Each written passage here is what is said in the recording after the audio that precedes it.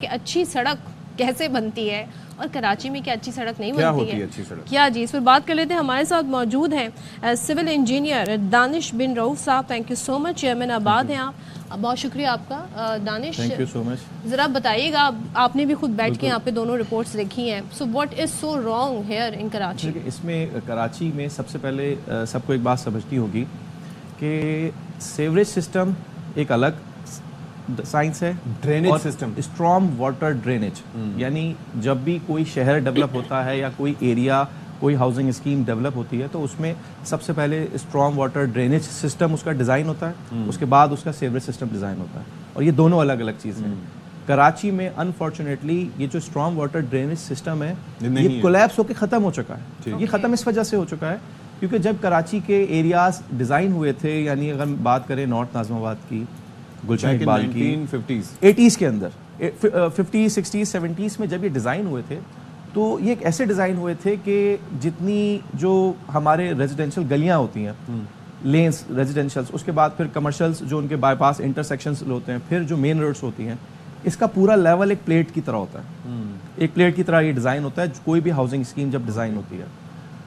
तो उसमें बारिश का पानी कभी भी गटर के थ्रू उसमें नहीं जाता, ये बिल्कुल गलत है। इसका रीज़न ये है कि जो हमारी जो रोड एसफॉल्ट से, जो बिटुमेन से रोड बनती है, उस रोड के ऊपर अगर सीवरेज का पानी आ जाए तो सीवरेज का पानी इतना केमिकल वाला पानी होता है कि वो गटर का पानी एक दिन भी अगर रोड पे खड़ा हो जाए तो वो आपके जो एसफॉल्ट लेयर होती है ब्लैक कलर की, उसमें बिटुमेन एक केमिकल होता है, वो केमिकल उस पानी से एक दिन में खराब हो जाता है, फिर ग्रेवल्स निकल के आ जाते हैं। बेसिकली रोड है क्या, एक ग्रेवल्स पत्थर होते हैं, छोटे छोटे स्टोन्स पत्थर, इसको हम कंप्रेस करके इसमें एक ब्लैक केमिकल मिलाते हैं और इस तरीके की तरह इसको हम पेव कर देते हैं। तारकोल ही होता है, तारकोल, बिटुमेन को तारकोल कहते हैं। ये तारकोल अगर गटर का पानी, सीवरेज का पानी आ जाए तो ये तो फिर कोलैप्स हो गया। अब कराची में अनफॉर्चुनेटली ये जो स्ट्रॉन्ग वाटर ड्रेनेज सिस्टम था ये तो था आज से 50 साल पहले, उसके बाद ये ख़त्म हो गया। फिर ख़त्म क्यों हुआ? ये ख़त्म इस वजह से हुआ कि आपने एक चीज़ देखी होगी, नोट की होगी कि मेन रोड्स के ऊपर जो आपको बिल्डिंग या जो घर नज़र आते थे आज से 20 साल पहले, आज वो घर रोडे ऊपर चले गई और वो घर नीचे चले गए। आपने गुलिस्तान जौहर में देखें कितने ऐसे प्रोजेक्ट्स बने हुए हैं कि जो रोड से 10-10 फीट नीचे चले गए। ये सबसे बड़ा इंजीनियरिंग फेलियर था हमारे कराची के इस निज़ाम का कि जब भी कोई नई रोड बनती है तो पुरानी रोड को डिसमेंटल किया जाता है, इसको स्कैरिफिकेशन कहते हैं। उसूलन यही होना चाहिए ताकि वो लेवल मेंटेन रहे। हमारे पास जब भी टेंडर दिया जाता है, यानी वो उसका काम होता है कि उसको पुरानी रोड पूरी इसकी वेट करनी है, रिमूव करनी है और उसी लेवल पे नई रोड बिछानी है। वो करता ये है कि इसी रोड के ऊपर नई रोड बिछाता है, फिर नई रोड, फिर नई रोड, वो लेवल अप होते होते। अब तो ये कौन से इंजीनियर्स हैं जो इस तरह से मशवरे दे? ये देखें, ये जहाँ नाअहली और जहाँ सिर्फ करप्शन आ जाए ना तो वहाँ पे ये सारी चीज़ें नहीं। लेकिन मुझे एक बात बताइए दानिश कि इसके अंदर सिलसिला ये है कि कुछ चीज़ें होती हैं ना नज़र आने वाली, यानी कि मुझे नहीं पता कि अगर कोई रोड बना रहा है तो उसमें मटेरियल कैसे बना रहा है, कौन सा मटेरियल डाला है, कितने % उसमें करप्शन है, कितने % किसका हिस्सा है, ये मैं नहीं देख पा रहा। लेकिन सड़क का लेवल अगर ऊपर हो रहा है तो ये तो सबको दिखाई दे रहा है। एग्जैक्टली ये समझ लें जो कॉन्ट्रैक्टर्स रोड डाल रहे होते हैं प्लस जो इनके ऊपर कंसल्टेंट्स होते हैं, क्योंकि कोई भी रोड बगैर कंसल्टेंट के नहीं बनती। हमारी अगर गवर्नमेंट किसी भी कॉन्ट्रैक्टर को टेंडर देती है तो उसकी सुपरविजन की रिस्पॉन्सिबिलिटी उस कंसल्टेंट की होती है।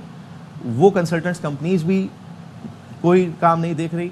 ठीक है, ये सिंपल मैं आपको एक ऐसी मिसाल दे दूं कि अगर हम एक वॉशरूम के अंदर जो शावर के पास जो पॉइंट होता है, अगर वो 2 इंच ऊपर हो जाए तो पानी वॉशरूम का किस तरह आप उसमें डालेंगे? ये पूरा कराची के साथ यही रीजन है कि बारिश जब होती है तो सड़कें इसलिए बैठ जाती हैं। देखें, कराची की इन हालात में अगर आप जापान से भी बुलवा के रोडें बनवा लेंगे वो भी 2 बारिशों में ख़त्म हो जाएंगी, क्योंकि जब तक रोड का लेवल मेंटेन नहीं होगा, रोड का सिस्टम होता है कि रोड एक स्लोप में बनाई जाती है ताकि पानी गिरे, रोड पे पानी आए ही ना, रोड पे पानी नहीं आना चाहिए। अच्छा, इसमें 2 पहलुओं की आपने निशानदेही की। एक तो स्ट्रॉन्ग वाटर ड्रेनेज हमारे पास नहीं है, बिल्कुल। अगर फर्ज करें लेवल पे बना भी दिया, ठीक है, तो आप कह रहे हैं कि सिस्टम ही कोलैप्स हो चुका है, फिर कैसे चलेगा?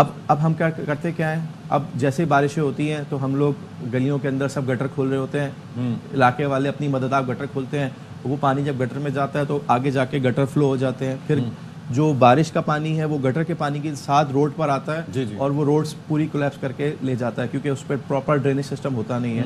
वो पानी 1 दिन 2 दिन 3 दिन ठहरता है, तो जिसकी वजह से ऊपर की रोड खराब होती है। अभी आपकी रिपोर्ट में देखा कि कराची में बहुत सारी जगहों पे गड्ढे पड़ गए। वो ये जो हमारा इंफ्रास्ट्रक्चर सीवरेज की जो सीवर लाइन, जिस कॉन्ट्रैक्टर ने भी सीवरेज लाइंस यहाँ पे रोड पे अंदर बनाई थी, उन्होंने पाइप्स की जॉइंटिंग सही नहीं की, जिसकी वजह से वो इंटरनल लीकेजेस चलती रही और लीकेजेस चल के जो सब सॉइल थी, जो बेस सॉइल थी, मट्टी, वो नरम होकर कीचड़ बनती गई सेटलमेंट होती गई, और फिर जब बहुत बड़ी तेज ज़्यादा पानी आया उसमें तो वो ऊपर से रोड यानी कि शुक्र है इसमें आपने कॉन्ट्रैक्टर्स को भी वो क्रिटिसाइज किया, वरना तो स्टॉर्म वाटर ड्रेनेज की वजह से कई तो टीवी के सामने बैठ के कह देखा, हम ना कहते थे हमारा कसूर इसमें नहीं है, सारा कसूर ही स्टॉर्म वाटर ड्रेनेज ना होने का। What is the solution? अब हो क्या सकता है इतने बड़े शहर अभी का? सोल्यूशन ये है कि अभी हमने देखा है कराची शहर के अंदर हमारे DHA ने पूरा इंफ्रास्ट्रक्चर अपना चेंज किया है। इस वक्त हम सब ने DHA देखते हैं, पूरे उन्होंने स्ट्रॉन्ग वाटर ड्रेनेज दोबारा से मुस्तफा कमाल साहब के दौर में जो मुस्तफा शुरू हुआ कमाल था साहब के दौर के बाद अभी रिसेंट जो DHA में दोबारा स्ट्रॉन्ग वाटर ड्रेन हो रहे हैं, वो भी जब गुज़श्ता कुछ सालों पहले बारिश हुई थी जिसमें DHA के रेजिडेंट्स ने बहुत जी ज़्यादा याद है वो पानी Exactly. गाड़ियां उनकी डूब गई थी घरों में। उसके बाद फिर NED यूनिवर्सिटी ने एक सर्वे करके इनको लेवल्स निकाल के दिए पूरे DHA को। इस वक्त कराची को सबसे ज़्यादा ज़रूरत है कि कोई कंसल्टेंट कंपनी या सर्वे ऑफ पाकिस्तान या NED यूनिवर्सिटी जैसे इदारे कराची का दोबारा से सर्वे करें और इनको सर्वे करके गवर्नमेंट को बताया जाए कि इस तरीके से आप रोड्स डलवाएं लेवल्स पे, वरना जितनी भी रोड्स डाल लें, हम लोग देखते हैं हमारे गली मोहल्लों के अंदर हर साल रोड्स बनती हैं और वो एक बारिश के गवर्नमेंट अंदर। ने पहले ये प्रपोजल नहीं मांगे कि भाई ऐसा क्यों हो रहा है, वो बताएं आकर इंजीनियर्स कराची के। देखिए, अगर गवर्नमेंट इतनी हमारी अच्छी और सोचने वाली होती तो आज हम सब लोग बाहर जाके एक्सपोर्ट कर रहे होते और पाकिस्तान का ये हाल ना होता। लेकिन लेकिन आप सोचें ना कि ये भी एक अच्छी इकोनॉमी है ना, इससे ग्रोथ कितनी होती है, हर साल सड़क बन रही होती है, उसका टेंडर जारी होते हैं, उससे पैसे, उसके 10 लोगों के घर चलते हैं। बिल्कुल ऐसा, यहाँ पे रोड बनती ही। और अब मज़े की बात मैं आपको एक बात बताऊँ, इस कराची शहर में खासकर आप देखें हर साल जो सबसे ज़्यादा रोड्स बनती हैं और गलियों की जो रोड्स बनती हैं वो बनती हैं मई और जून के अंदर। जून में इनका फिस्कल ईयर ख़त्म हो रहा होता है, इनके टेंडर्स का जो बजट होता है, तो जिससे ये जून में हर साल जून में ये रोड्स बनवाते हैं और जुलाई में मानसून आता है और वो सारी रोड्स माशाल्लाह ये आप देखें तो ये हर साल का routine. Very nice very nice. तो और उसमें भी लेवल्स नहीं होते, यानी इवन कितनी बार ऐसा होता है कि जब तो जुलाई में जब बह जानी है फिर लेवल का क्या फायदा। एग्जैक्टली और कितनी बार रोड्स जब बन रही होती है, अगर मेरा गुजर होता है तो यानी मेरा या जिसको थोड़ा नॉलेज है इस बारे में, मेरे यानी बीइंग एन सिविल इंजीनियर जो मेरा फ्रेंड सर्कल है, कि हम लोग यही बात कर रहे होते हैं यार रोड डल रही थी और कोई लेवल मेंटेन नहीं था और दुख हो रहा था कि हमारा ही पैसा लग रहा है इस रोड पे, और लेकिन हम क्या सकते हैं। आपको चाहिए सोशल मीडिया पर आप एक्टिव हो जाए अपनी आवाज को। ये मुल्क ऐसा नहीं है कि जहाँ पे कुछ बोला जाए, यहाँ पे दिल में पड़ के बुरा बोल दिया जाए तो बस। सड़कों के मामले पे अभी आप बोल सकते हैं। Thank you so much. बहुत कुछ किया जा सकता है और सोल्यूशन आपने पेश किया। Thank you so much Danish. चलिए हमारी भी क्लैरिटी मिली। अच्छा, स्टॉर्म वाटर ड्रेनेज का तो पता था, लेकिन ये लेवल और उसकी वजह से नुकसानात क्या हैं ये आइडिया अब हुआ है। बहुत शुक्रिया आपका दानिश।